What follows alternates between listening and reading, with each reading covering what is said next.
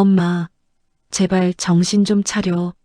그 제비놈한테 홀려서 집까지 팔면 우린 어디서 살라고. 이거 내 인생 내가 살겠다는데 왜 난리야. 나 이제 강남 사모님 소리 듣고 살 거야. 60대 여사는 울며 매달리는 딸의 손을 가차없이 뿌리쳤습니다. 그녀가 올라탄 화려한 스포츠카는 매연만 남긴 채 딸의 통곡을 뒤로하고 사라졌습니다. 평생을 일군 안식처와 자식까지 버리고 선택한 춤바람. 하지만 화려한 조명이 꺼진 자리에는 차가운 사채업자들의 칼날만이 기다리고 있었습니다. 집 팔아 춤바람 난 여사의 비참한 최후, 그리고 그 끝에서 시작된 기적 같은 반전. 오늘의 사연 지금 시작합니다. 우리 콜라텍은 오후 2시만 되면 화려한 조명이 번쩍거리며 어르신들을 유혹합니다. 매점 카운터에 앉아 있으면 세상 온갖 인간군상을 다 보게 되죠. 그날은 유독 공기가 달랐습니다. 시장 바구니나 들고 다닐 것 같던 오순자 여사가 반짝거리는 보라색 스팽글 재킷을 입고 나타났거든요. 남편과 사별하고 받은 보험금으로 장만한 옷이라더니 아주 눈이 부셨습니다. 오순자 여사가 입구에서 머뭇거리자 콜라텍에 소문난 제비 제임스가 쏜살같이 달려왔습니다. 제임스가 오순자 여사의 손을 가볍게 쥐며 말했습니다. 세상에, 우리 콜라텍에 꽃이 피었네. 사모님, 오늘 처음 오셨나 봐요? 오순자 여사가 수줍게 웃으며 대답했습니다. 친구 따라 몇 번 와보긴 했는데 이런 옷은 처음이라 쑥스럽네. 제임스가 오순자 여사를 매점 앞으로 이끌며 외쳤습니다. 여기 매점 사장님, 우리 사모님 드시기에 제일 시원하고 맛있는 음료수 좀 내와요. 내가 쏠 테니까. 제가 음료수를 내놓자 제임스가 오순자 여사의 팔에 감긴 두툼한 금팔찌를 슬쩍 훑어보더군요. 그 눈빛을 보니 딱 알겠더라고요. 제임스가 사냥감을 포착했다는 것을요. 제임스가 오순자 여사의 어깨를 감싸 안으며 다정하게 속삭였습니다. 사모님, 나랑 딱 한 곡만 쳐요. 내가 발 맞춰줄 테니까 겁내지 말고. 오순자 여사가 제임스의 손등을 살짝 치며 대답했습니다. 에이, 나 스텝도 잘 모르는데 창피하게 왜 이래. 제임스가 오순자 여사를 플로어 중앙으로 잡아 끌며 크게 웃었습니다. 내가 누구예요? 제임스 아닙니까? 나랑 추면 발이 저절로 움직일 거예요. 무대 조명이 오순자 여사의 보라색 재킷 위로 쏟아졌습니다. 지루박 음악이 쿵짝거리며 울려 퍼지자 제임스가 오순자 여사를 가볍게 돌렸습니다. 오순자 여사는 처음엔 쭈뼛거리더니 제임스의 능숙한 리드에 금세 몸을 맡겼습니다. 제임스가 오순자 여사의 허리를 부드럽게 감싸며 말했습니다. 사모님, 재능이 보통이 아니네. 이 좋은 실력을 왜 숨기고 살았어요? 오순자 여사가 얼굴이 발그레해져서 대답했습니다. 어머, 정말이야? 나는 그냥 시키는 대로 움직이는 것뿐인데. 제임스가 오순자 여사의 귓가에 입술을 바짝 대고 말했습니다. 당신은 진정한 예술의 파트너를 만난 거야. 우리 사모님, 인생 이제부터 시작이라니까. 춤이 끝나고 두 사람은 구석진 자리로 옮겨 앉았습니다. 제임스가 오순자 여사의 손을 자기 무릎 위에 올리고 진지한 표정으로 말했습니다. 순자 씨, 내가 사실 강남에 아주 큰 댄스 학원을 하나 차릴 계획이 있거든. 건물이 벌써 나왔어. 오순자 여사가 눈을 크게 뜨며 물었습니다. 강남에요? 세상에 돈이 엄청나게 많이 들 텐데. 제임스가 오순자 여사의 손가락을 만지작거리며 대답했습니다. 그래서 내가 믿을 수 있는 사람하고만 같이 하고 싶어. 순자 씨랑 같이 운영하면 얼마나 멋지겠어? 오순자 여사가 고개를 갸우뚱하며 말했습니다. 나는 그런 거 할 줄 모르는데. 그리고 지금 당장 큰 돈도 없고. 제임스가 오순자 여사의 눈을 뚫어지게 쳐다보며 강조했습니다. 순자 씨 살고 있는 그 아파트 있잖아. 그거 지금 팔면 강남 건물주 소리 듣고 살 수 있어. 나랑 무대 주인공으로 살고 싶지 않아? 오순자 여사는 그날 이후 매일같이 부동산 시세를 확인하러 다녔습니다. 며칠 뒤 오순자 여사가 매점 카운터에 서류 한 장을 툭 내려놓더군요. 부동산에 집을 내놓았다는 접수 확인서였습니다. 오순자 여사가 제임스의 팔짱을 끼며 신나서 말했습니다. 제임스, 나 정말 당신 믿고 집 내놓았어. 우리 정말 잘 되는 거지? 제임스가 오순자 여사의 어깨를 툭 치며 호탕하게 대답했습니다. 걱정 마요. 내가 순자 씨 인생 꽃길로 만들어준다니까. 두 사람은 그 길로 서울 근교의 유명한 댄스홀을 돌기 시작했습니다. 제임스는 가는 곳마다 오순자 여사를 이사장님이라 부르며 길을 살려주었죠. 그러면서 공연 예치금이 필요하다며 오순자 여사가 아파트 계약금으로 받은 돈을 야금야금 받아 챙겼습니다. 어느 날 오후 오순자 여사의 딸 정지혜가 콜라텍 안으로 신발도 제대로 못 신은 채 뛰어들어왔습니다. 정지혜가 엄마의 팔을 붙잡고 울먹이며 소리쳤습니다. 엄마, 여기서 뭐 하는 거야? 집은 왜 팔았어? 정신 좀 차려봐. 오순자 여사가 딸의 손을 거칠게 뿌리치며 윽박질렀습니다. 내가 뭘 안다고 그래. 내 인생 내가 살겠다는데 왜 사건건 간섭이야. 제임스가 오순자 여사의 뒤로 슥 숨으며 말했습니다. 지혜 양, 어머니가 이제야 제 인생 찾으시겠다는데 왜 그래요? 효도하고 싶으면 가만히 좀 있어요. 정지혜가 제임스의 멱살을 잡으려고 달려들며 외쳤습니다. 이 사기꾼 놈아, 우리 엄마 돈 다 털어먹으려고 작정했지? 경찰에 신고할 거야. 그때 콜라텍 입구를 지키던 덩치 큰 기도들이 정지혜의 양팔을 붙잡았습니다. 기도들이 정지혜를 입구 밖으로 질질 끌고 가며 말했습니다. 영업 방해하지 말고 좋은 말로 할 때 가시지? 정지혜가 바닥에 쓰러져 통곡하는 소리가 매점 안까지 들려왔습니다. 하지만 오순자 여사는 눈 하나 깜짝하지 않고 제임스의 옷깃을 정리해 주더군요. 제임스가 오순자 여사의 어깨를 토닥이며 말했습니다. 순자 씨, 봤지? 가족들은 다 우리 꿈을 방해하는 적이야. 지혜 번호는 그냥 차단해버려. 오순자 여사가 휴대전화를 꺼내 딸의 번호를 지우며 대답했습니다. 그래, 자식 키워봤자 다 소용없다더니. 당신밖에 없어, 제임스. 드디어 아파트 잔금이 치러지는 날이 왔습니다. 오순자 여사는 현금이 가득 든 가죽 가방을 소중하게 안고 콜라텍 입구에 나타났습니다. 제임스가 화려한 스포츠카를 몰고 입구 앞에 차를 세웠습니다. 제임스가 차 문을 열어주며 활짝 웃었습니다. 순자 씨, 고생 많았어. 이제 우리 강남 호텔로 가서 축배를 들자고. 오순자 여사가 차에 올라타며 가방을 꼭 쥐고 말했습니다. 이게 내 평생 모은 전부야. 제임스, 당신만 믿어. 제임스가 차를 출발시키며 오순자 여사의 손등에 입을 맞추었습니다. 걱정 마.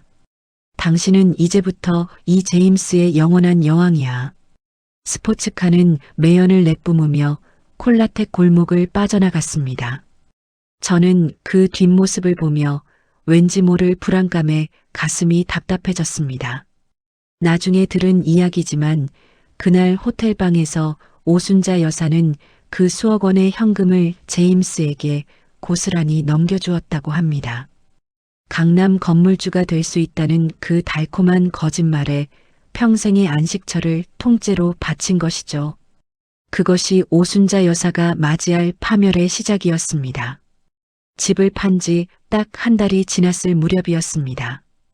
콜라텍 공기는 여전히 뜨거웠지만 오순자 여사의 모습은 하루가 다르게 시들어갔습니다. 보랏빛 스팽글 재킷은 어디에 뒀는지 보이지 않고 목이 다 늘어난 티셔츠를 입은 채 매점 구석에서 컵라면 하나를 시켜놓고 앉아 있더군요. 오순자 여사는 젓가락질도 제대로 못하고 연신 콜라텍 입구만 쳐다보며 입술을 바르르 떨었습니다. 제가 미지근한 물 한 잔을 내어주며 조심스럽게 물었습니다. 오순자 여사님, 제임스 씨는 오늘도 소식이 없나요? 벌써 사흘째 안 보이시네요. 오순자 여사가 휴대전화를 꼭 쥐며 힘없이 대답했습니다. 해외 공연 기획 때문에 아주 바쁘대요. 큰 사업을 하려니 몸이 10개라도 모자라겠지. 나한테 미안하다고 문자도 왔어요. 말은 그렇게 하면서도 오순자 여사의 눈에는 불안함이 가득했습니다. 오순자 여사는 매점 공중전화기로 달려가 제임스에게 전화를 걸기 시작했습니다. 수십 번을 눌러도 상대방이 전화를 받지 않는지 오순자 여사는 수화기를 내동댕이 치듯 내려놓았습니다. 잠시 후 오순자 여사가 화장실로 향하길래 저도 청소도구를 챙겨 뒤를 따라갔습니다. 화장실 안쪽 칸에서 오순자 여사의 억눌린 울음소리가 새어나왔습니다. 그때 오순자 여사의 휴대전화가 울렸고 딸 정지혜에게서 걸려온 전화인 모양이었습니다. 오순자 여사가 코를 훌쩍이며 목소리를 가다듬고 말했습니다. 지혜야, 나 지금 강남 빌딩 사무실에서 아주 중요한 회의 중이야. 사업 파트너들이 기다리고 있으니까 전화하지 마라. 딸의 애원하는 소리가 전화기 너머로 들리는 것 같았지만 오순자 여사는 매정하게 전화를 끊어버렸습니다. 오순자 여사는 세면대 거울 앞에서 화장지로 눈물을 닦아내더니 뻘건 루즈를 입술 주변까지 번지게 덧발랐습니다. 거울 속 자신의 초라한 모습이 믿기지 않는다는 듯 오순자 여사는 한참 동안 거울을 노려보며 오열했습니다. 일주일 만에 제임스가 콜라텍에 나타난 것은 늦은 저녁이었습니다. 제임스는 예전처럼 화사한 미소 대신 잔뜩 찌푸린 얼굴로 오순자 여사를 구석으로 불러냈습니다. 제임스가 오순자 여사의 어깨를 강하게 움켜쥐며 낮은 목소리로 말했습니다. 순자 씨, 나 지금 정말 큰일 났어. 갑자기 세무조사가 나오는 바람에 사업 계좌가 몽땅 묶여버렸네. 당장 잔금을 못 치르면 우리 아카데미 다 날아가게 생겼어. 오순자 여사가 제임스의 소매를 붙잡으며 당황해서 물었습니다. 어머, 제임스? 그럼 이제 어떻게 해야 해? 내 돈은 다 어떻게 되는 거야?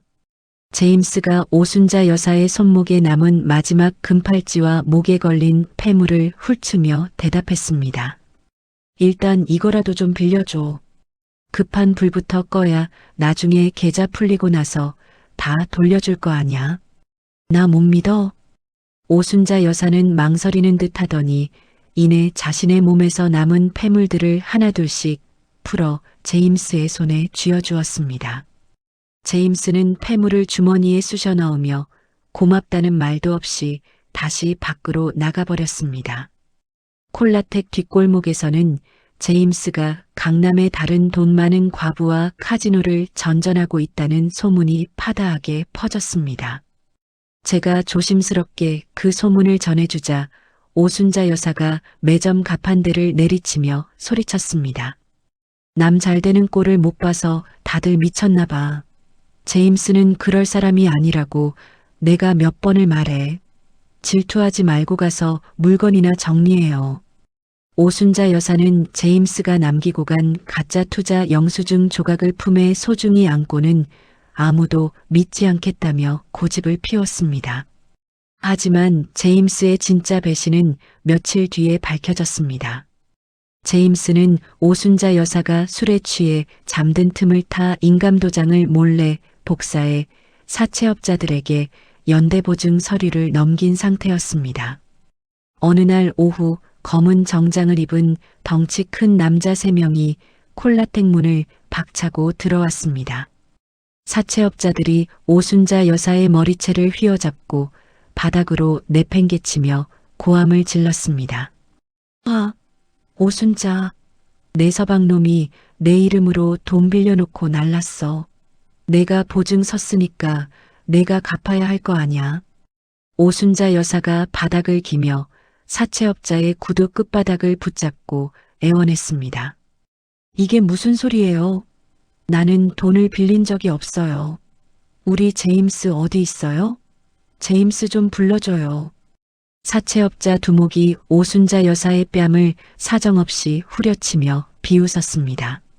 제임스? 그 제비놈은 이미 내 아파트 판 돈까지 챙겨서 다른 여자랑 튀었어. 너는 그냥 그놈한테 이용당한 거야. 이 멍청한 할망구야. 사채업자들은 오순자 여사가 들고 있던 낡은 가방을 빼서 바깥으로 던져버리고 콜라텍 기물들을 부수기 시작했습니다. 콜라텍 안은 순식간에 아수라장이 되었고 어르신들은 비명을 지르며 도망쳤습니다. 그 와중에 콜라텍 정문 앞에 제임스의 화려한 스포츠카가 잠시 멈춰 섰습니다. 오순자 여사가 헝클어진 머리로 기어가며 차를 향해 제임스의 이름을 목 터지게 불렀습니다. 하지만 제임스는 차창 너머로 오순자 여사를 싸늘하게 한번 쳐다보더니 그대로 속도를 높여 유유히 사라졌습니다. 경찰차 사이렌 소리가 들리자 사채업자들은 욕설을 내뱉으며 어둠 속으로 도망쳤습니다. 오순자 여사는 길바닥에 널브러진 자신의 낡은 댄스화 조각들을 모으며 빗물이 섞인 흙바닥을 손으로 긁어댔습니다. 경찰서 유치장에서 하룻밤을 보낸 오순자 여사 앞에 딸 정지혜와 사위가 나타났습니다. 정지혜가 유치장 창살을 붙잡고 목이 메어 외쳤습니다. 엄마, 내가 뭐라 그랬어. 그 인간 조심하라고 했잖아. 이제 우리 집도 다 날아가게 생겼어. 애 아빠는 어떡하고. 옆에 서 있던 사위가 정지혜의 어깨를 밀치며 차갑게 말했습니다. 장모님, 정말 너무하십니다. 이제 우리 집 찾아오실 생각 마세요. 지혜랑 나 그리고 우리 애까지 길거리 나앉게 만드셨으니 이제 연 끊고 삽시다. 사위는 정지혜를 강제로 끌고 경찰서를 나가버렸고 오순자 여사는 아무 말도 못한 채 바닥만 바라보았습니다. 집도 잃고 돈도 잃고 이제는 유일한 혈육인 자식들에게까지 버림받은 것이었습니다. 오순자 여사는 경찰서를 나와 정처 없이 걷다 인근 공원 벤치에 앉아 밤을 지새웠습니다. 화려한 조명 아래서 춤을 추던 기억은 이제 고통스러운 신기루가 되어 사라지고 없었습니다. 오순자 여사는 주머니에 남은 동전 몇 개를 만지작거리며 춤바람의 끝이 이토록 시리다는 사실을 온몸으로 느끼고 있었습니다. 그것은 한 인간의 삶이 통째로 무너져 내리는 처참한 종말의 광경이었습니다. 오순자 여사가 사라진 지 보름쯤 지났을까요? 콜라텍 주변 노숙인 급식소 근처를 지나가다 낯익은 뒷모습을 발견했습니다. 예전에 입던 화려한 옷들은 간데없고 떼자국이 가득한 점퍼를 걸친 오순자 여사가 배식줄 끝에 멍하니 서 있더군요. 그때 낡은 손수레를 끌고 나타난 한 노인이 오순자 여사 앞에 멈춰 섰습니다. 콜라텍에서 대걸레 영감이라 불리며 바닥이나 닦던 한 선생이었습니다. 한 선생이 리어카 손잡이를 내려놓으며 말했습니다. 오순자 씨, 여기서 뭐 하는 건가? 신발 꼬락손이 좀 보라고. 오순자 여사가 구멍난 운동화 신은 발을 뒤로 감추며 대답했습니다. 선생님, 저 같은 게 무슨 신발을 따지겠어요. 이제 다 끝난 인생인데요. 한 선생이 혀를 쯧쯧 차더니 오순자 여사의 어깨를 툭 치며 말했습니다. 끝나긴 뭐가 끝나. 스텝이 다 죽어버렸는데 배가 고프긴 한 모양이지? 따라오게. 저는 궁금한 마음에 슬쩍 그들의 뒤를 밟았습니다. 한 선생이 오순자 여사를 데려간 곳은 시장 구석의 허름한 폐지 창고였습니다. 먼지 가득한 창고 문을 열자마자 벽면을 가득 채운 금색 메달들이 전등빛에 반짝거렸습니다. 한 선생이 수건으로 낡은 사진 액자를 닦으며 말했습니다. 내가 이래봬도 왕년에는 태극마크 달고 전국을 누비던 사람이야. 제임스 같은 놈들 춤은 춤도 아니지. 오순자 여사가 입을 벌린 채 벽에 걸린 사진들을 보며 물었습니다. 세상에, 선생님이 정말 국가대표였다고요? 그런데 왜 여기서 이러고 계세요? 한 선생이 낡은 전축 스위치를 올리며 대답했습니다. 인생 스텝이 한 번 꼬이니까 여기까지 오더군. 그런데 오순자 씨, 제임스 그놈은 사람 욕망을 가지고 장난친 거야. 진짜 춤꾼은 자기 아픔을 출 줄 알아야지. 그 시각 콜라텍 뒷골목 지하 도박장에서는 제임스가 담배 연기를 내뿜으며 신복과 음모를 꾸미고 있었습니다. 제임스가 도박칩을 만지작거리며 신복에게 말했습니다. 그 할망구 딸 직장이 어디라고 했지? 아직 털어먹을 게 남았어. 자식 앞길 막는다고 협박하면 돈이 또 나올 거야. 신복이 낄낄거리며 대답했습니다. 걱정 마십시오. 그 딸내미 주소랑 직장 다 알아냈습니다. 조만간 사채업자들 한 번 더 보내면 기겁을 하겠죠. 이런 비열한 속셈도 모른 채 오순자 여사는 한 선생의 지도 아래 새벽부터 시장 바닥을 닦기 시작했습니다. 한 선생이 빗자루를 오순자 여사의 발 앞에 던지며 호통쳤습니다. 허리 똑바로 펴. 바닥 쓰는 것도 스텝이야. 하체가 단단해야 무대에서 안 쓰러지는 법이라고. 오순자 여사가 땀을 뻘뻘 흘리며 빗자루질을 하다가 대답했습니다. 선생님, 다리가 후들거려서 못하겠어요. 제가 정말 다시 춤을 출 수 있을까요? 한 선생이 오순자 여사의 굽은 등을 손바닥으로 팍 치며 소리쳤습니다. 남을 꼬시려고 추니까 힘든 거야. 내 영혼을 지키려고 쳐봐. 다시 빗자루 잡아. 밤이 되면 창고 안은 오순자 여사의 거친 숨소리로 가득 찼습니다. 거울도 없는 어두운 공간에서 오순자 여사는 오직 한 선생의 박수 소리에 맞춰 스텝을 밟았습니다. 발가락 끝이 갈라지고 피가 배어나와 양말이 붉게 물들었지만 오순자 여사는 멈추지 않았습니다. 한 선생이 붕대를 직접 감아주며 낮은 목소리로 말했습니다. 오순자 씨, 이제 눈빛이 좀 맑아졌네. 제비놈한테 홀렸을 때는 눈이 동태 눈깔 같더니만. 오순자 여사가 아린 발끝을 매만지며 대답했습니다. 선생님 말씀대로 춤을 추니까 가슴속에 뭉쳤던 응어리가 조금씩 풀리는 것 같아요. 이제 제임스에 대한 화보다 저 자신이 더 부끄러워요. 훈련이 막바지에 다다랐을 즈음 한 선생이 정장 차림의 젊은 남자를 창고로 불렀습니다. 남자가 정중하게 고개를 숙이며 오순자 여사에게 말했습니다. 선생님께 말씀 많이 들었습니다. 제가 법적으로 도울 수 있는 부분은 다 확인했으니 걱정하지 마세요. 불법 보증 서류들은 제가 다 무효로 만들겠습니다. 한 선생이 흐뭇한 표정으로 오순자 여사에게 종이 한 장을 내밀었습니다. 전국 실버 댄스 선수권 대회 참가 신청서였습니다. 한 선생이 오순자 여사의 어깨를 두드리며 힘주어 말했습니다. 이제 세상 밖으로 다시 나갈 때가 됐어. 제임스한테 복수하는 게 아니라 내가 살아있다는 걸 내 인생한테 보여주는 거야. 할 수 있겠지? 오순자 여사가 참가 신청서를 가슴에 꼭 안으며 대답했습니다. 네, 선생님. 저 포기하지 않을게요. 이제 진짜 제 춤을 보여줄 거예요. 창고 밖으로 차가운 새벽바람이 불어왔지만 오순자 여사의 가슴은 뜨겁게 타오르고 있었습니다. 가장 밑바닥에서 만난 진짜 스승 덕분에 오순자 여사는 파멸의 늪에서 서서히 발을 빼내고 있었습니다. 그것은 단순히 다시 춤을 추는 것이 아니라 잃어버린 인간의 존엄을 되찾기 위한 위대한 첫걸음이었습니다. 오순자 여사의 눈에는 더 이상 절망이 아닌 무대 위 조명보다 빛나는 강한 의지가 서려 있었습니다. 지옥 같은 삶의 폐허 속에서 오순자 여사라는 꽃이 다시 피어날 준비를 마친 것입니다. 다음 단계로 나아가기 위한 운명적인 반전이 이미 시작되고 있었습니다. 대회를 딱 한 달 앞둔 어느 이른 아침이었습니다. 한 선생이 먼지가 뽀얗게 쌓인 커다란 상자 하나를 오순자 여사 앞에 내밀었습니다.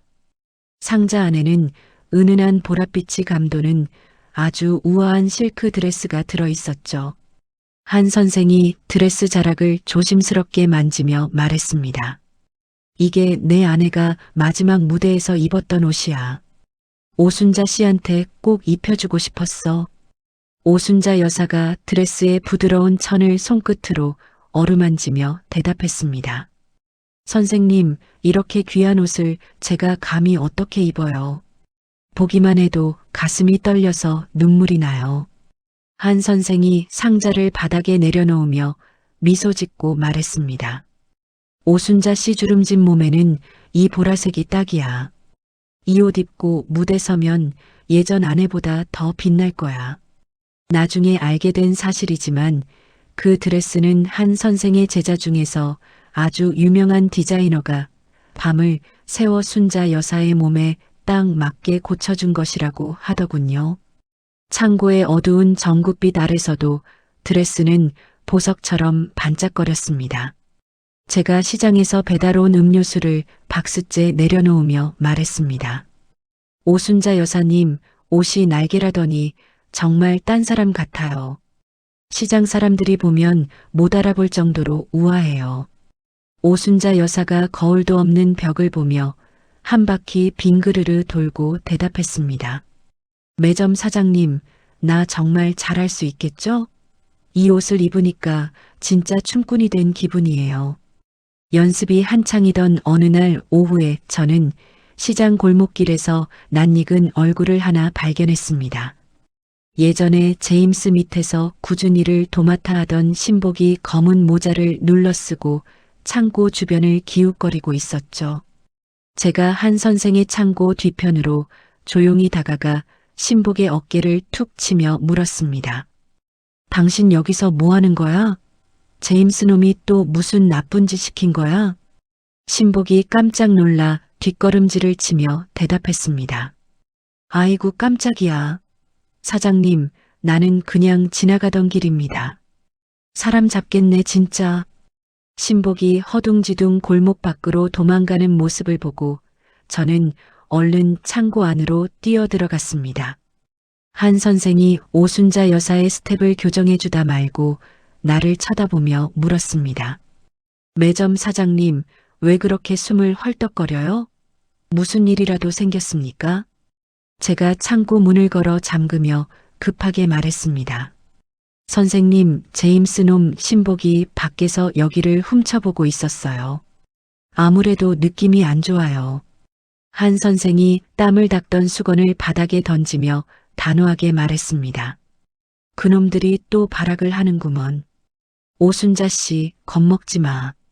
내가 이미 경호 인력까지 다 손써놨으니까 연습에만 집중해. 드디어 대회 당일이 되었습니다. 수백 명의 관객이 모인 대강당 복도는 긴장감이 넘쳤습니다. 오순자 여사는 보랏빛 드레스를 단정하게 차려입고 입구에 서 있었습니다. 그때 과거 콜라텍에서 오순자 여사를 집 팔아먹은 미친 노인네라며 손가락질하던 동료들이 무리를 지어 나타났습니다. 화려한 화장을 한 여자가 오순자 여사를 위아래로 훑어보며 비웃었습니다. 어머, 이게 누구야? 오순자 아니야? 고시원 산다더니 어디서 이런 옷을 훔쳐 입고 나왔대?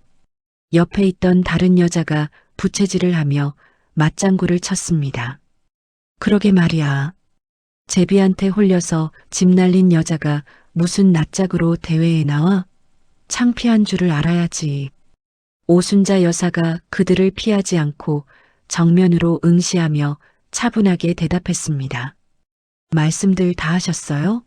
나는 오늘 나 자신에게 떳떳해지려고 여기 온 거예요. 더 이상 할 말 없으니 비켜주세요.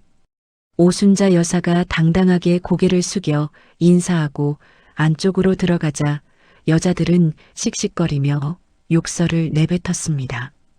드디어 조명이 꺼지고 오순자 여사의 차례가 되었습니다. 잔잔한 왈츠 음악이 흐르자 오순자 여사는 한 선생의 가르침대로 천천히 첫 스텝을 뗐습니다. 화려한 기교는 없었지만 몸짓 하나하나에 그동안 겪은 삶의 아픔이 고스란히 담겨 있었습니다. 오순자 여사가 우아하게 팔을 뻗으며 옆에 있는 파트너의 손을 잡고 말했습니다. 이제 시작이에요. 내 인생의 진짜 춤은 지금부터라고요. 음악이 절정에 달하자 관객들은 숨을 죽였습니다. 오순자 여사의 보랏빛 드레스가 무대 위에서 꽃잎처럼 흩날렸습니다. 춤이 끝나고 정적이 흐르더니 이내 천둥 같은 박수 소리가 강당을 가득 채웠습니다. 심사위원장이 마이크를 잡고 떨리는 목소리로 발표했습니다. 이번 대회 대상은 기술을 넘어 마음을 울리는 춤을 보여준 오순자 참가자입니다. 오순자 여사가 트로피와 상금 5천만 원이 적힌 팻말을 들고 시상대에 올랐습니다. 오순자 여사가 마이크 앞에서 흐르는 눈물을 닦으며 말했습니다. 이 상금은 제 욕심을 채우는 데 쓰지 않겠습니다. 제가 지은 죄를 조금이나마 씻는 곳에 사용하겠습니다. 시상식이 끝나고 무대 뒤편으로 돌아오는 복도였습니다. 저 멀리 관객석 뒤쪽 기둥 뒤에 딸 정지혜가 서 있는 것이 보였습니다. 정지혜는 손수건으로 입을 막은 채 어깨를 들썩이며 엄마의 모습을 지켜보고 있었죠. 오순자 여사가 딸을 발견하고 멈칫하며 낮은 목소리로 혼잣말을 했습니다. 지혜야, 거기 있었구나. 엄마가 미안하다. 정말 미안해. 정지혜는 엄마와 눈이 마주치자마자 서둘러 대회장 밖으로 뛰어나갔습니다. 오순자 여사는 딸이 사라진 방향을 한참 동안 바라보며 상금 팻말을 가슴에 꼭 안았습니다. 한 선생이 오순자 여사의 어깨를 두드리며 따뜻하게 말했습니다. 오순자 씨, 오늘 정말 잘했어. 지혜 양도 조만간 내 마음 알아줄 거야.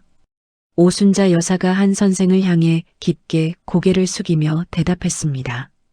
선생님 고맙습니다. 이 돈이 이제 제가 잃어버렸던 소중한 것들을 되돌려줄 씨앗이 될 거예요. 대회장을 빠져나가는 오순자 여사의 뒷모습 위로 저녁 노을이 붉게 물들었습니다. 가장 화려한 조명 아래서 가장 아픈 눈물을 흘린 오순자 여사의 얼굴에는 이제 말로 다 할 수 없는 평온함이 서려 있었습니다. 하지만 이 상금이 모든 문제를 해결해 주기에는 아직 가야 할 길이 멀었습니다. 오순자 여사는 이제 다시 시작될 싸움을 준비하며 댄스화를 가방에 정성스럽게 챙겨 넣었습니다. 그것은 단순히 돈을 벌었다는 기쁨이 아니라 사람답게 살고 싶다는 간절한 기도의 응답이었습니다. 오순자 여사는 보랏빛 드레스를 소중하게 안고 밤거리로 당차게 발을 내디뎠습니다. 무대 뒤의 찬바람은 여전했지만 오순자 여사의 가슴 속에는 꺼지지 않는 불꽃이 일렁이고 있었습니다. 인생이라는 무대는 이제 막 두 번째 막을 올리고 있었습니다. 여운이 가시지 않는 시상식장의 열기를 뒤로하고 오순자 여사는 이제 과거의 족쇄를 끊기 위해 걸음을 재촉했습니다. 무대의 주인공에서 일상의 전사로 돌아온 오순자 여사의 뒷모습이 밤공기 속으로 스며들었습니다. 조명이 꺼진 자리에는 오직 그녀가 남긴 땀방울만이 은은하게 빛나고 있었습니다.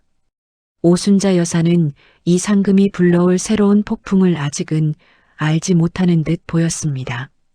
다만 지금 이 순간만큼은 자신의 이름을 당당히 불렀던 그 목소리만을 기억하며 미소 지었습니다. 오순자 여사의 발걸음 소리가 골목길에 경쾌하게 울려 퍼졌습니다. 인생의 스텝은 이제야 제대로 된 박자를 찾아가고 있었습니다. 저 멀리 어둠 속에서 누군가 그 뒷모습을 여전히 지켜보고 있다는 사실도 모른 채 말입니다. 오순자 여사는 보랏빛 날개를 접고 집으로 향했습니다. 오늘 밤만큼은 고시원의 차가운 벽조차 따뜻하게 느껴질 것 같았습니다. 무대 위로 다시 핀 오순자 여사는 행복한 꿈을 꾸며 입가에 엷은 미소를 띄웠습니다. 오늘 하루의 고단함은 사라지고 오직 환희만이 남았습니다. 그녀의 날갯짓은 이제 멈추지 않을 것입니다. 오순자 여사의 이야기는 이제부터가 진짜 시작입니다. 그렇게 하루가 저물어가고 있었습니다. 그녀의 가슴 속에는 오직 사랑과 용서만이 남았습니다. 오순자 여사는 이제 진짜 춤을 알게 되었습니다. 생존을 위한 춤이 아닌 생명을 위한 춤말입니다. 오순자 여사는 그렇게 평화로운 잠속으로 빠져들었습니다. 보랏빛 드레스가 그녀의 침대 곁에서 조용히 내일을 기다리고 있었습니다. 오순자 여사의 심장은 뜨겁게 뛰고 있었습니다. 희망이라는 이름의 춤을 추며 말입니다. 그녀의 인생 2막은 그렇게 화려하게 열렸습니다. 대회 우승 이후 오순자 여사는 고시원을 나와 시장 통 끝자락에 작은 방 하나를 얻었습니다. 페인트 칠도 직접 하고 바닥도 손수 닦아 오순자 희망 댄스 교실이라는 간판을 달았죠. 화려한 아카데미는 아니었지만 햇살이 잘 드는 깨끗한 공간이었습니다. 오순자 여사가 상금 5천만 원 중에서 상당 부분을 딸 정지혜의 집 대출 이자를 갚는데 보냈다는 소식을 들었습니다. 나머지 돈은 사채업자들에게 대항할 법적 공탁금으로 걸어두었죠. 교실 문을 연 첫날 오순자 여사가 시장 상인들에게 돌릴 떡 바구니를 들고 제 매점에 들렀습니다. 오순자 여사가 쑥떡 하나를 제 입에 넣어주며 말했습니다. 사장님, 그동안 내가 우리 콜라텍에서 소란 피운 거 정말 미안해요. 이 떡 좀 들고 상인분들한테 내 사과 좀 전해줘요. 제가 떡을 씹으며 웃으며 대답했습니다. 에이 여사님, 그게 다 지난 일인데 뭘 그렇게 미안해하세요. 시장 상인들도 여사님 무대 보고 다들 박수 쳤는걸요. 오순자 여사가 시장 골목을 돌며 상인들에게 일일이 고개를 숙이며 말했습니다. 생선가게 사장님, 예전에 내가 길 막고 소리 질러서 미안해요. 여기 떡 좀 드세요. 이제 착하게 살려고요. 생선가게 사장님이 앞치마에 손을 닦으며 대답했습니다. 오 여사 무대에서 춤추는 거 보니까 아주 딴 사람이더만. 그 댄스 교실인가 뭔가 하면 우리 마누라도 좀 가르쳐줘 봐요. 오순자 여사가 환하게 웃으며 대답했습니다. 그럼요. 언제든지 오세요. 돈은 안 받을 테니 그냥 운동하러 오시면 돼요. 오순자 여사의 진심이 통했는지 댄스 교실은 며칠 만에 동네 노인들의 사랑방이 되었습니다. 오순자 여사는 이제 화려한 화장 대신 수수한 얼굴로 제자들의 신발을 정리하며 손님들을 맞이했습니다. 박씨 할머니가 무릎이 아프다며 의자에 앉아 한숨을 쉬자 오순자 여사가 다가가 다리를 주무르며 말했습니다. 박 형님, 무리하지 마세요. 그냥 노래 들으면서 손뼉만 쳐도 그게 춤이에요. 자, 저랑 같이 천천히 움직여봐요. 박씨 할머니가 오순자 여사의 손을 잡고 일어나며 대답했습니다. 오 여사 덕분에 내가 죽으려던 마음 고쳐먹었어. 아들놈 사업 망하고 정말 살기 싫었는데 여기 오니까 숨이 좀 쉬어지네. 오순자 여사가 박씨 할머니의 어깨를 토닥이며 부드럽게 말했습니다. 형님, 인생 스텝 좀 꼬였다고 넘어지면 안 돼요. 박자 놓치면 다음 박자에 다시 발 맞추면 되는 거잖아요.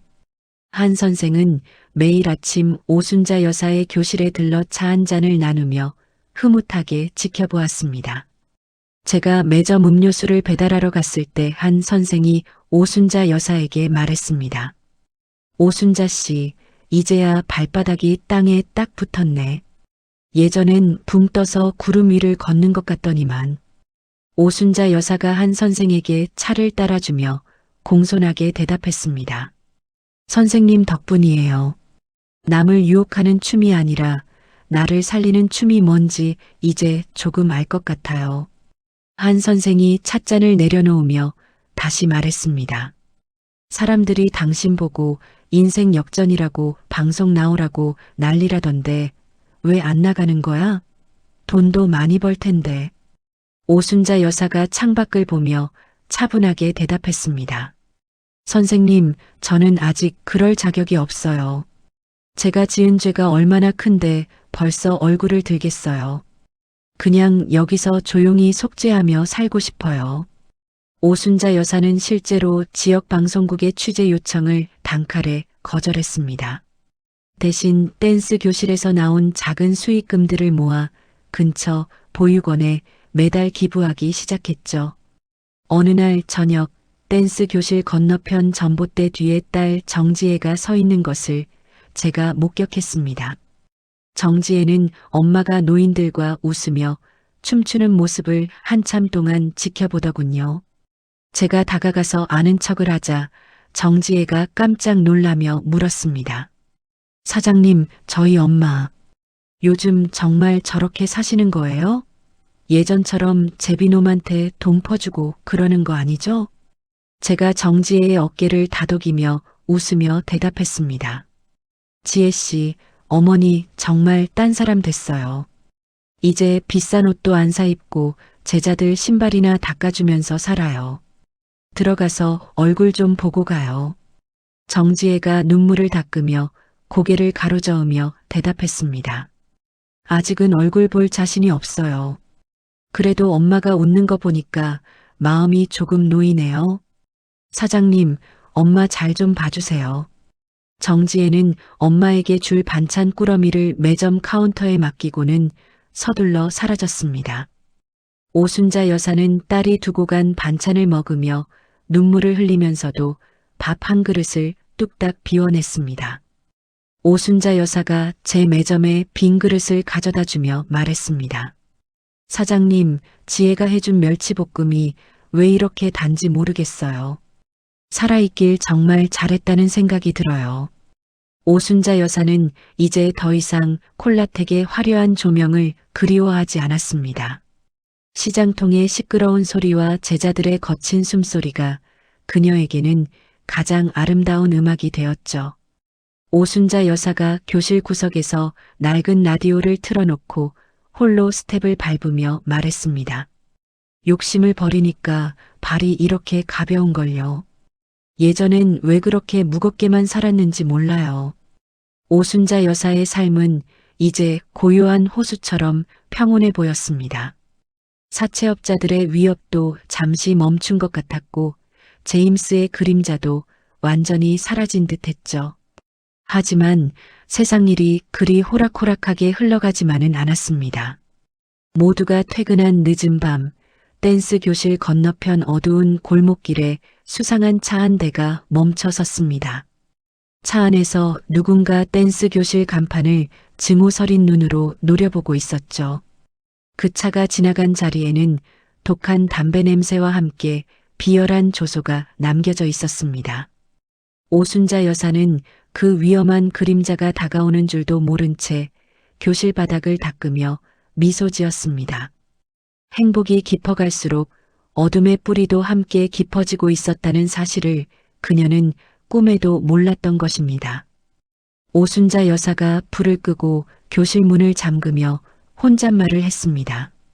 내일은 박 형님한테 지루박 기본기 좀 더 알려드려야지.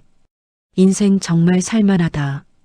오순자 여사의 가벼운 발걸음 소리가 골목에 울려 퍼졌습니다. 하지만 그 뒤를 쫓는 검은 시선은 여전히 그녀의 등을 집요하게 노려보고 있었습니다. 평화로운 일상 위로 또 다른 폭풍의 전조가 조용히 스며들고 있었습니다. 행복의 결실을 맺던 오순자 여사의 삶에 다시금 시련의 파도가 밀려오고 있었던 것입니다. 평화로운 댄스 교실에 비극의 그림자가 다시 드리운 것은 정말 눈 깜짝할 사이였습니다. 제가 시원한 보리차 몇 병을 쟁반에 담아 교실 문을 열었을 때 오순자 여사는 하얗게 질린 얼굴로 휴대전화를 붙잡고 부르르 떨고 있었습니다. 전화기 너머에서는 딸 정지의 처절한 울음소리가 매점 사장인 제 귀에까지 생생하게 들려왔죠. 오순자 여사가 힘없이 바닥에 주저앉으며 갈라진 목소리로 소리쳤습니다. 지혜야, 진정하고 말해봐. 그게 무슨 소리니? 사채업자들이 직장까지 찾아왔다니. 정지혜가 숨을 헐떡이며 비명을 지르듯 대답했습니다. 엄마, 그 사람들이 내 이름이랑 우리의 유치원 주소까지 다 알고 있어. 회사 로비에서 소리를 지르고 난동을 부려서 나 이제 출근도 못하게 생겼단 말이야. 오순자 여사가 자신의 가슴바닥을 주먹으로 쾅쾅 내리치며 울부짖었습니다. 나쁜 놈들, 그 서류는 다 가짜라고 변호사가 말했는데 왜 너를 괴롭혀? 내가 당장 갈게, 지혜야. 나중에 한 선생의 제자인 변호사를 통해 들은 이야기로는 제임스 그 인간이 도망치기 전에 사채업자들에게 정지혜의 개인정보를 몽땅 팔아넘겼다고 하더군요. 제임스는 지하 도박장에서 빚독촉에 시달리다 장기 적출 위기에 처하자 살기 위해서 마지막 수단으로 오순자 여사의 가족을 제물로 바친 것이었습니다. 잠시 후 사위에게서 다시 연락이 왔는데 정지혜가 극심한 스트레스로 회사 복도에서 실신의 병원 응급실로 실려갔다는 소식이었습니다. 사위가 수화기 너머로 분노를 참지 못하고 오순자 여사에게 쏘아붙였습니다. 장모님, 정말 만족하십니까? 장모님 춤바람 때문에 우리 집안이 풍비박산 났는데 이제는 우리의 목숨까지 위협받아야 합니까? 다시는 우리 지혜랑 애 찾지 마세요. 오순자 여사는 대답도 못하고 전화를 끊은 채 한참 동안 벽에 머리를 박으며 통곡했습니다. 오순자 여사가 댄스와 가방을 챙겨 들고 일어서며 저를 향해 결연한 표정으로 말했습니다. 사장님, 내가 너무 안일했어요. 내 죄가 이렇게 깊은데 나 혼자 행복하려고 했다니. 내가 직접 가서 끝장을 봐야겠어요. 한 선생이 소식을 듣고 급히 달려와 오순자 여사의 팔을 붙잡으며 만류했습니다. 오순자 씨, 혼자 가면 안 돼. 그놈들은 사람이 아니야. 내 제자인 변호사랑 같이 움직여야 한다고. 오순자 여사가 한 선생의 손을 뿌리치며 단호하게 대답했습니다. 선생님, 이건 내 인생의 마지막 마무리 동작이에요. 내 자식 눈에 눈물 나게 한 놈들, 내가 그냥 두지 않을 거예요. 변호사님은 뒤에서 법적인 것만 도와주세요. 저는 한 선생의 부탁으로 변호사와 함께 오순자 여사의 뒤를 쫓아 시내 변두리의 어두운 도박장 건물로 향했습니다. 지하로 내려가는 계단에는 독한 담배 연기와 썩은 냄새가 진동했고 문 앞에는 덩치 큰 사내들이 지키고 서 있었죠. 오순자 여사가 문을 박차고 들어가자 저 멀리 구석에서 피떡이 된 채 바닥을 기고 있는 제임스의 모습이 보였습니다. 제임스가 오순자 여사의 신발 끝바닥을 붙잡고 추잡하게 매달리며 말했습니다. 순자 씨, 나 좀 살려줘. 사채업자들이 나 죽인대. 당신 상금 탔다며 그 돈 좀 내놔봐. 우리 다시 예전처럼 지낼 수 있잖아. 오순자 여사가 제임스의 손을 벌레 보듯 털어내며 침을 뱉고 대답했습니다. 이 더러운 인간아, 내 딸 주소를 넘겨. 내가 그러고도 사람이야? 너는 오늘 내 손에 죽을 줄 알아. 사채업자 두목이 가죽 소파에 비스듬히 앉아 칼날을 만지작거리며 비웃었습니다. 어이 할망구, 제비놈 패는 건 나중에 하고 돈부터 내놔야지. 내 딸내미가 보증인으로 올라가 있더라고. 이자가 붙어서 이제 5억이야, 5억. 오순자 여사가 가방에서 한 선생과 준비해온 서류 뭉치를 테이블에 집어 던지며 당당하게 말했습니다. 이거 제임스가 위조한 서류라는 거, 이미 경찰에 다 신고했어. 너희 불법 도박장 증거 영상도 다 찍어놨으니까 어디 마음대로 해봐. 두목이 벌떡 일어나 오순자 여사의 멱살을 잡으려 위협하며 고함을 질렀습니다. 이 할망구가 죽으려고 작정했나? 경찰? 오기 전에 내 팔다리부터 부러뜨려 주랴? 그때 뒤에서 대기하고 있던 변호사가 서류 가방을 열며 침착하게 끼어들었습니다. 불법 추심과 협박죄는 공소시효도 길고 형량도 무겁습니다. 당장 그 손 놓으시죠. 이미 건물 밖에는 경찰들이 깔려 있습니다. 두목이 멈칫하며 변호사와 오순자 여사를 번갈아 보더니 씩씩거리며 자리에 다시 앉았습니다. 두목이 턱을 개고 살기 어린 눈빛으로 오순자 여사에게 최후 통첩을 보냈습니다. 좋아, 법대로 하자고? 그럼 나도 내 식대로 하지.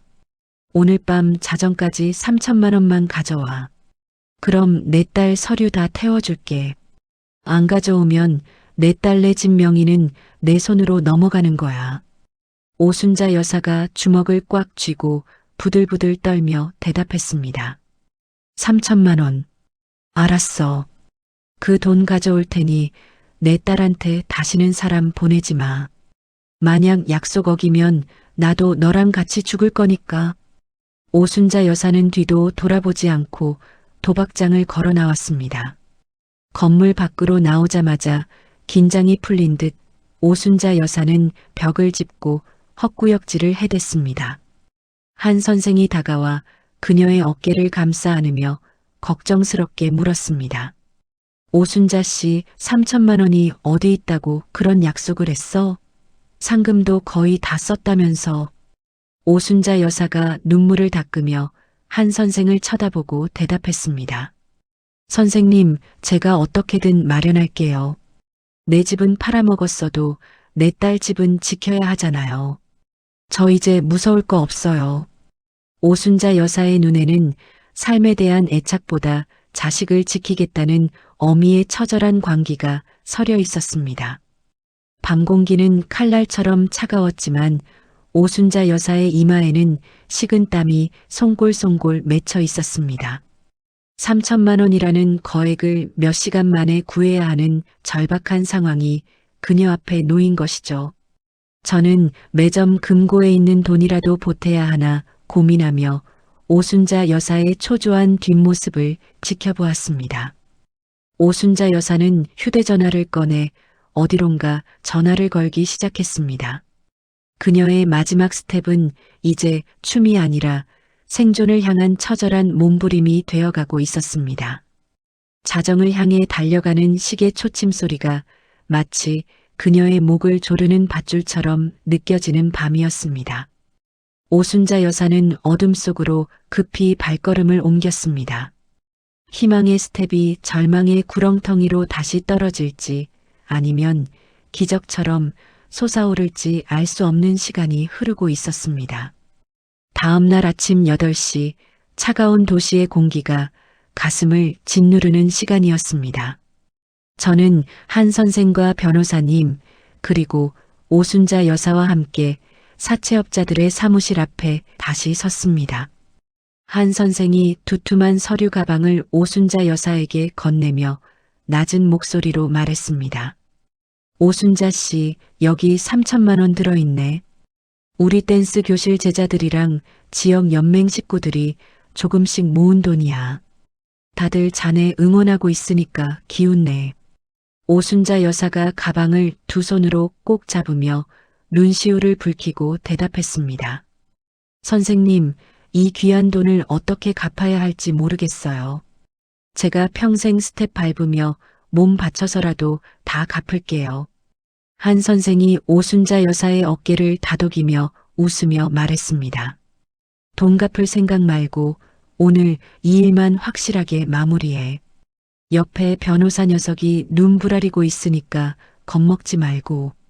사무실 문을 열자 담배 연기가 가득한 방 안에서 두목이 다리를 꼬고 앉아 우리를 기다리고 있었습니다. 변호사님이 테이블 위에 공증 서류를 탕소리 나게 내려놓으며 날카롭게 말했습니다. 돈 여기 있습니다. 그 대신 조건이 있습니다. 지금 당장 오순자 씨와 따님 명의로 된 모든 차용증을 가져오세요. 제 눈앞에서 파쇄기에 넣어야 합니다. 두목이 서랍에서 누런 종이 뭉치를 꺼내 던지며 비죽거리고 대답했습니다. 돈만 주면 이깟 종이 쪼가리가 무슨 소용이야. 자, 여기 다 있으니까 마음대로 해보라고. 변호사님이 서류를 하나하나 대조하며 꼼꼼히 살핀 뒤에 파쇄기에 집어넣기 시작했습니다. 종이가 드르륵 소리를 내며 잘게 찢기는 동안 오순자 여사는 마치 자신의 살점이 떨어져 나가는 듯한 표정으로 그 광경을 지켜보았습니다. 변호사님이 가방에서 도장을 꺼내 두목 앞에 밀어놓으며 다시 말했습니다. 여기 공증 서류에도 서명하세요.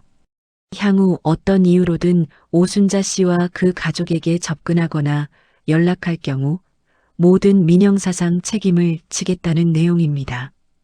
두목이 귀찮다는 듯 서명을 마치고 돈 가방을 챙기더니 구석에 처박혀 있던 제임스를 발로 툭 차서 내보냈습니다. 한쪽 다리를 심하게 절며 나타난 제임스가 오순자 여사의 바짓가랑이를 붙잡고 애원하며 말했습니다. 순자 씨, 나 좀 살려줘. 나 진짜 갈 곳이 없어. 우리 예전처럼 다시 시작하면 안 될까? 내가 이번에는 정말 잘할게. 오순자 여사가 제임스의 손을 거칠게 털어내며 차가운 눈빛으로 대답했습니다. 너 같은 건 이제 내 인생에 없어. 내 이름 부르지도 마. 한 번만 더 내 눈앞에 나타나면 그땐 정말 내 손에 죽을 줄 알아. 제임스가 바닥에 엎드려 통곡했지만 오순자 여사는 뒤도 돌아보지 않고 사무실을 걸어 나왔습니다. 우리는 곧장 딸 정지혜가 입원해 있는 병원으로 향했습니다. 병실 문을 열자마자 잠에서 깬 정지혜가 엄마를 발견하고 침대에서 일어나려 애쓰며 외쳤습니다. 엄마, 왔어?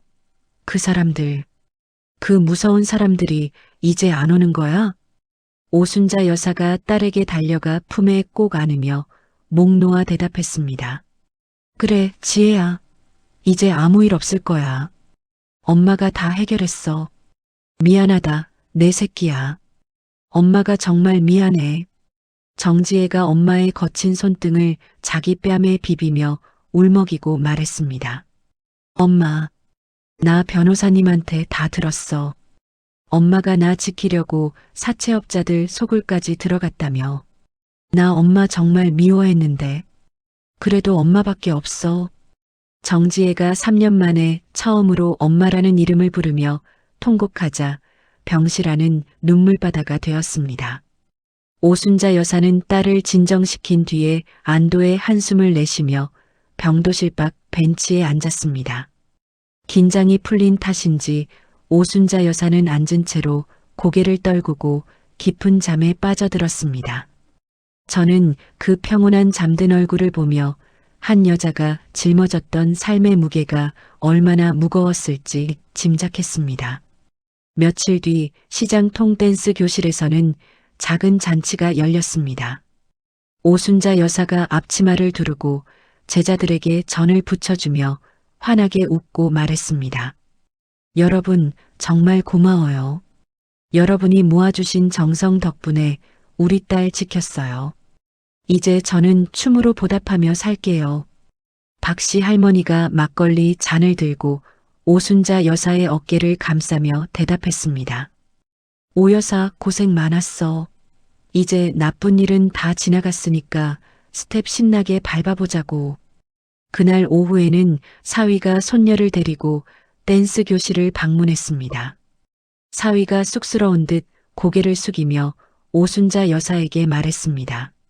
장모님, 그동안 제가 모진 소리해서 정말 죄송합니다. 지혜도 이제 퇴원하면 같이 올 거예요.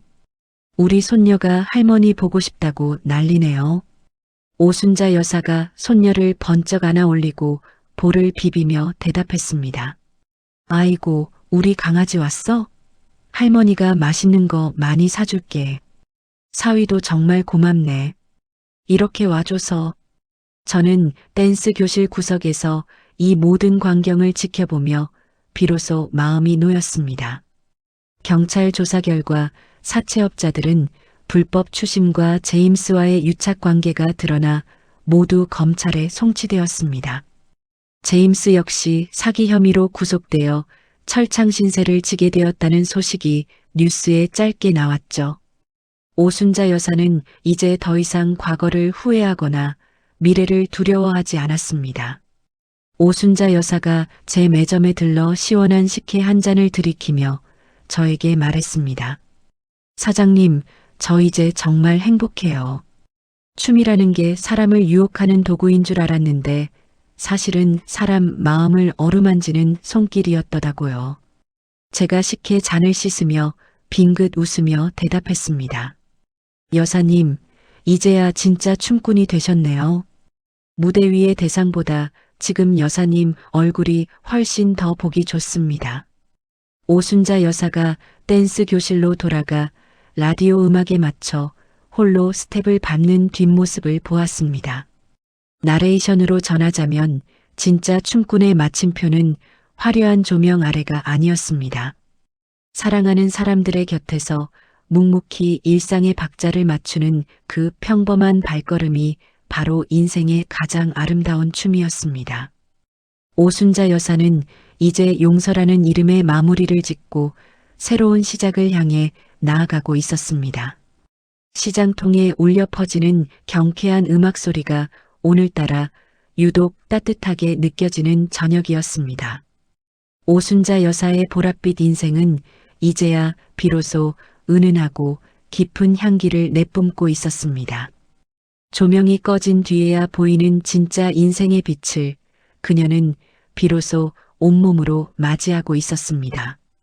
그녀의 스텝은 이제 그 어느 때보다 단단하고 평온하게 땅을 딛고 있었습니다. 그로부터 1년이라는 시간이 훌쩍 흘렀습니다. 우리 콜라텍 입구에는 여전히 화려한 조명이 번쩍이고 환상을 쫓는 남녀들이 문턱이 닳도록 드나들고 있죠. 하지만 이제 콜라텍 사람들은 오순자라는 이름을 욕망의 눈먼 여사가 아니라 전설적인 춤꾼으로 기억하고 있었습니다. 저는 가끔 매점을 동생에게 맡기고 오순자 여사가 있는 시장통 끝자락 댄스 교실을 찾아가곤 합니다. 교실 문을 열면 이제 보랏빛 드레스 대신 편안한 개량 한복을 입고 제자들과 땀을 흘리는 오순자 여사가 보이죠. 오순자 여사가 박씨 할머니의 손을 잡고 박자를 맞추며 즐겁게 말했습니다. 박 형님, 스텝이 아주 가벼워졌어요. 이제 나보다 더 잘 추시면 어떡해. 자, 한 바퀴 더 돌아보자고요. 박씨 할머니가 숨을 헐떡이며 활짝 웃고 대답했습니다. 오 여사 덕분에 내 다리 통증이 싹 사라졌어. 춤이라는 게 정말 신비한 보약이라니까. 오순자 여사가 제자들에게 줄 시원한 물을 챙기며 저를 발견하고 반갑게 인사를 건넸습니다. 오순자 여사가 수건으로 땀을 닦으며 제게 다가와 말했습니다. 매점 사장님, 오늘도 여기까지 걸어오셨어요? 날도 더운데 이 시원한 물 좀 드시고 쉬었다 가세요. 제가 물병을 받아들며 오순자 여사의 얼굴을 찬찬히 살피고 대답했습니다. 여사님, 얼굴이 1년 전보다 훨씬 좋아 보이세요. 이제는 정말 마음속에 그늘이 하나도 없으시네요. 오순자 여사가 창밖으로 내리쬐는 햇살을 보며 평온하게 대답했습니다. 그럼요. 이제는 욕심 부릴 것도 없고 그저 하루하루 제자들하고 웃으며 스텝 밟는 게 제 인생의 전부니까요. 우리가 이야기를 나누던 그때 교실 건너편 어두운 골목에서 꾀재재한 몰골의 사내 하나가 기웃거리는 것이 보였습니다. 구치소에서 출소한 지 얼마 되지 않았다는 제임스였습니다. 제임스는 예전에 화려한 옷차림 대신 때자국 가득한 잠바를 걸치고 한쪽 다리를 심하게 절며 폐지리어 칼을 끌고 있었죠. 제임스가 교실 안을 멍하니 쳐다보다가 저와 눈이 마주치자 황급히 고개를 숙이고 리어카를 끌고 사라졌습니다. 오순자 여사는 그 뒷모습을 보았음에도 마치 지나가는 바람을 보듯 아무런 동요 없이 다시 제자들에게 돌아갔습니다. 오순자 여사가 제자들을 한 명씩 안아주며 다정한 목소리로 말했습니다. 여러분, 인생은 누구나 한 번쯤 스텝이 꼬이기 마련이에요. 중요한 건 멈추지 않고 다음 박자를 기다리는 용기죠. 오순자 여사는 이제 지역사회에서 희망의 스텝이라 불리며 소외된 이웃을 위한 자선 공연을 다니고 있었습니다. 그녀의 곁에는 여전히 든든한 스승이자 친구인 한 선생이 함께하고 있었죠. 하지만 안타깝게도 한 선생은 최근 건강이 갑자기 악화되어 시내 요양원에 입원해 계셨습니다. 오순자 여사는 매주 주말마다 한 선생을 찾아가 휠체어를 밀어주며 정성껏 간호했습니다. 제가 요양원 공원에서 두 사람을 마주쳤을 때 오순자 여사가 한 선생의 무릎을 덮어주며 말했습니다. 선생님, 오늘 날씨가 참 좋아요. 제가 첫날 창고에서 배웠던 그 박자 기억나세요? 쿵짝쿵짝 하던 그 박자요. 한 선생이 떨리는 손으로 오순자 여사의 손등을 가만히 덮으며 대답했습니다. 오순자 씨, 자네는 내 인생 최고의 제자야. 이제는 내가 가르쳐 줄 게 없네. 자네가 추는 춤이 곧 길이니까. 오순자 여사가 한 선생의 어깨에 고개를 기대며 나직하게 대답했습니다. 선생님이 저를 밑바닥에서 건져주셨잖아요. 이제 제가 선생님의 마지막 스텝을 끝까지 함께 지켜드릴게요. 요양원을 다녀온 오순자 여사는 이제 고시원 생활을 청산하고 딸 정지혜의 집 근처 작은 빌라로 이사를 마쳤습니다. 매일 아침 일찍 일어나 딸의 집으로 향해 손녀의 손을 잡고 유치원까지 배웅하는 것이 그녀의 새로운 일과였습니다. 정지혜가 엄마의 가방을 챙겨주며 현관문 앞까지 배웅하며 말했습니다. 엄마, 오늘 공연 있다고 하지 않았어? 너무 무리하지 말고 살살해. 엄마 건강이 제일 중요하니까. 오순자 여사가 손녀의 머리를 쓰다듬으며 딸에게 웃으며 대답했습니다. 걱정 마라, 지혜야. 이 할머니는 아직 청춘이라니까. 유치원 잘 다녀오고 이따 저녁에 맛있는 거 먹자. 정지혜가 엄마의 뒷모습을 보며 미소 짓고는 제게 조용히 다가와 대답했습니다. 매점 사장님, 우리 엄마 정말 대단하죠? 예전엔 엄마가 정말 원망스러웠는데 이제는 제가 엄마를 존경하게 됐어요. 저는 오순자 여사의 일대기를 기록하며 욕망에 눈멀었던 한 인간이 어떻게 숭고한 보행자로 거듭났는지 전했습니다. 오순자 여사가 마지막 인터뷰를 하던 날 그녀는 자신의 주름진 손을 가만히 내려다보며 말했습니다. 사장님, 저는 집을 팔았지만 대신 제 영혼이 머물 진짜 안식처를 춤 속에서 새로 지었어요. 이제는 죽어도 여한이 없네요. 제가 카메라 셔터를 누르며 오순자 여사의 당당한 모습을 렌즈에 담고 대답했습니다. 여사님, 여사님의 그 보랏빛 왈츠는 아마 오랫동안 사람들의 가슴 속에 남을 겁니다. 저도 잊지 못할 거예요. 해질녘 오순자 여사는 빌라 앞 작은 마당에서 홀로 춤을 추기 시작했습니다. 붉게 타오르는 노을이 그녀의 소박한 개량 한복 위로 쏟아지며 황금빛 드레스처럼 빛났죠. 딸과 사위 그리고 손녀가 베란다에 나와 그 아름다운 몸짓을 조용히 지켜보고 있었습니다. 오순자 여사가 노을을 향해 우아하게 팔을 뻗으며 마지막 회전 스텝을 밟았습니다. 그것은 세상을 유혹하는 춤이 아니라 자신을 살려준 생명에게 바치는 경건한 기도와도 같았습니다. 오순자 여사의 입가에는 세상 그 누구보다 평온하고 고결한 미소가 머물러 있었습니다. 나레이션으로 전하는 이 이야기는 여기서 마무리가 되지만 그녀의 스텝은 내일도 계속될 것입니다. 비극을 환희로 바꾸고 파멸을 구원으로 승화시킨 한 여자의 위대한 기록이 밤 공기 속에 은은하게 퍼졌습니다. 조명이 꺼진 뒤에 찾아온 진짜 인생의 봄날을 만끽하며 오순자 여사는 노을 속으로 천천히 녹아들었습니다. 그녀의 보랏빛 날갯짓은 이제 우리 모두의 가슴 속에 희망이라는 이름으로 영원히 기억될 것입니다. 인생이라는 위대한 무대의 진짜 주인공, 오순자 여사의 왈츠는 그렇게 장엄하게 끝을 맺고 있었습니다. 밤하늘의 첫 번째 별이 뜰 때까지 그녀의 발소리는 골목길을 따뜻하게 채우고 있었습니다. 여러분, 오순자 여사의 파란만장한 이야기 어떻게 들으셨나요?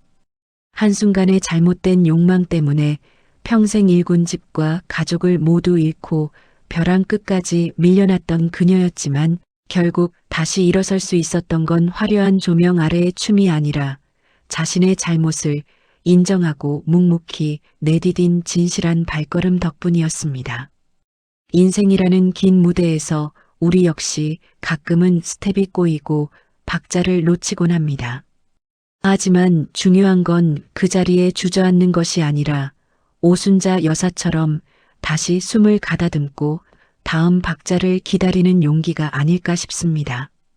잃어버린 집보다 더 소중한 가족의 사랑과 자신의 존엄을 되찾은 그녀의 마지막 뒷모습이 우리에게 참 많은 것을 시사해 주는 것 같습니다.